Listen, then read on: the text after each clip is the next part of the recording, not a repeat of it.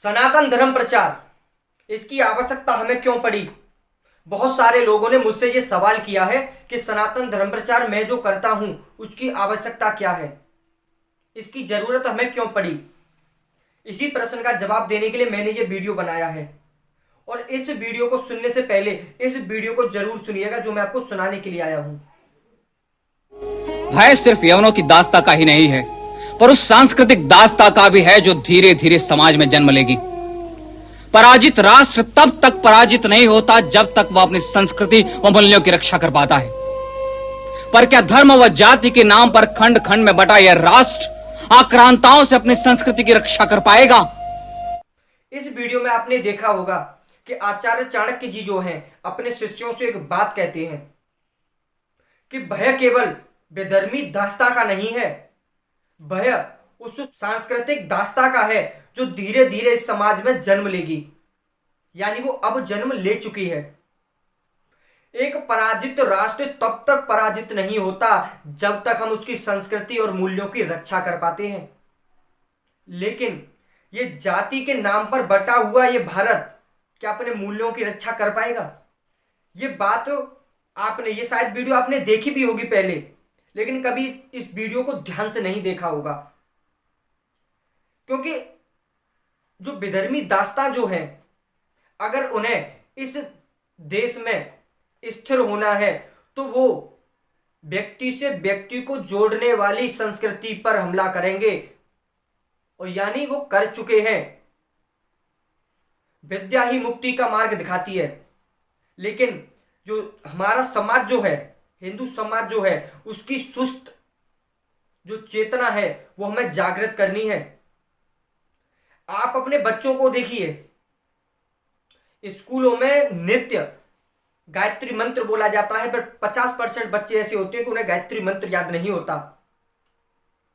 लेकिन आप यहीं पर दूसरे मजहब के बच्चों को देखिएगा, वो 5 वक्त की नमाज पढ़ने के लिए जाता है। यह फर्क होता है आप में और उनमें, और इसी वजह से उन लोगों को सनातन धर्म, अपने धर्म की प्रचार की आवश्यकता नहीं पड़ती और हमें आज पड़ रही है। जिस धर्म को शाश्वत कहा जाता है, सनातन कहा जाता है, उस धर्म को आज प्रचार करने की आवश्यकता है। और जिस मजहब को बने हुए अभी 1400 साल हुए हैं, आज पूरे विश्व में उसने अपने 57 देश बना दिए, और हमारे पास क्या है? ये भी देश जो है सेक्युलर है, इसे अपना देश नहीं कह सकते। इसीलिए सनातन धर्म प्रचार की आवश्यकता पड़ती है। सनातन धर्म जो है, जब घर में रोटी बनती है ना, तो जो मां कहती है सबसे पहली रोटी गाय की, और उसके बाद आखिरी जो बचती है वो कुत्ते की। हिंदू का घर जो होता है, सनातनियों का घर जो होता है, वो गर्मियों के दिनों में छत पर कटोरे में पानी रखते हैं ताकि पक्षी जो उड़ने वाले होते हैं वो पानी पी सकें। ये होता है सनातन धर्म। लेकिन उन सनातनियों की आज पाकिस्तान में देखिए, बांग्लादेश में देखिए, अफगानिस्तान में देखिए क्या दुर्गति हो चुकी है। आज हमारे जो बच्चे हैं, आप लोगों के जो बच्चे हैं, सबसे ज्यादा लव जिहाद के चक्कर में क्यों पड़ते हैं? इसी की वजह से, क्योंकि उन्हें धर्म के बारे में ज्ञान नहीं दिया गया। ये बात किसी ने कही है ना कि अपने बच्चों को संस्कार सिखाइए, उन्हें धर्म सिखाइए, कि इससे पहले कोई उन्हें अधर्म सिखाकर चला जाए। और यही होता है।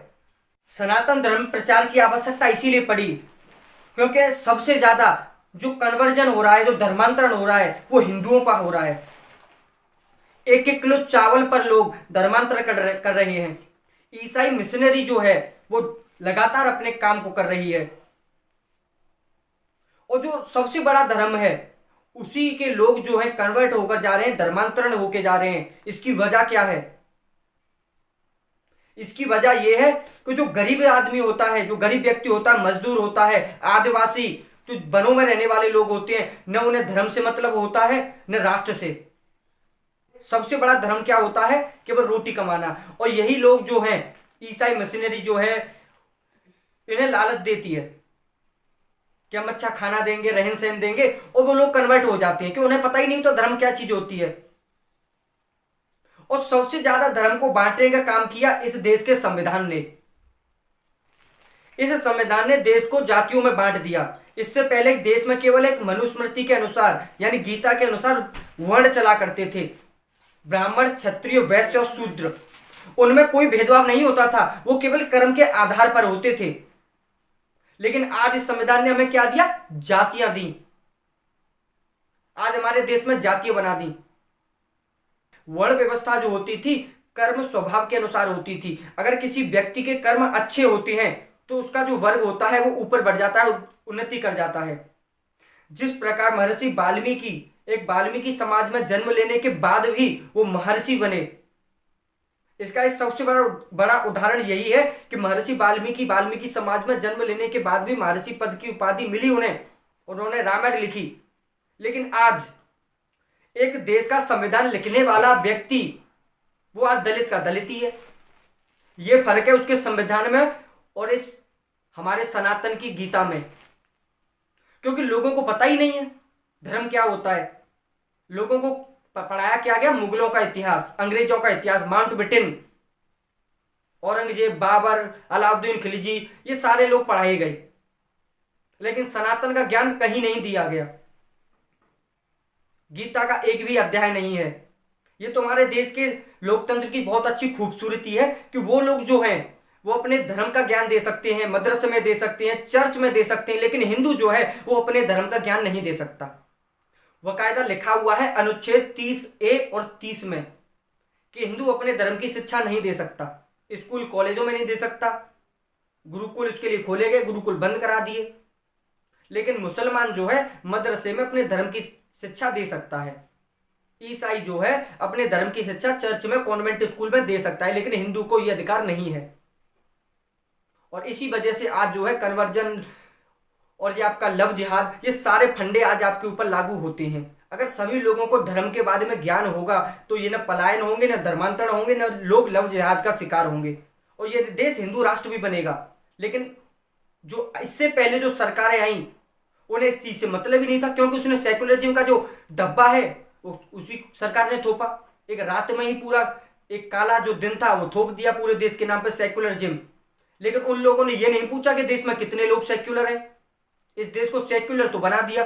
उनकी करामात तो देखिए, इस देश का विभाजन 2 बार किया, 1947 में, 1972 में। और 1947 और 1972 में विभाजन करने के बाद 2 देश बनाए, एक पाकिस्तान बनाए, एक बांग्लादेश बनाया। दोनों मुस्लिम राष्ट्र बनाए धर्म के आधार पर, लेकिन उन्होंने इसी देश को धर्म के आधार पर धर्मशाला बना दिया। लेकिन उस समय के बौने नेता जो थे, बौने लोग जो थे, उन लोगों ने सरकार से कभी सवाल ही नहीं किया। आज हम सवाल करते हैं तो हम आज सेक्युलर हो जाते हैं, क्योंकि वो समय गया, वो सरकार भी गई। अब समय है, एक हिंदूवादी सरकार है, इससे सवाल करिए। जो उस सरकार ने गलतियां की उसे खत्म करने का समय है, और जो संविधान में कुछ कुरीतियां हैं इन्हें हटवाने का समय है। सबसे पहले जो आरक्षण की भीख जो है इसे खत्म कराया जाए। हिंदू समाज को बांटने का सबसे बड़ा हथियार एक यही है, आरक्षण, जो हिंदू समाज को सबसे ज्यादा तोड़ने का काम करता है। अगर वीडियो अच्छी लगी हो तो लाइक करिएगा, कमेंट करिएगा, शेयर करिएगा। बहुत बहुत धन्यवाद।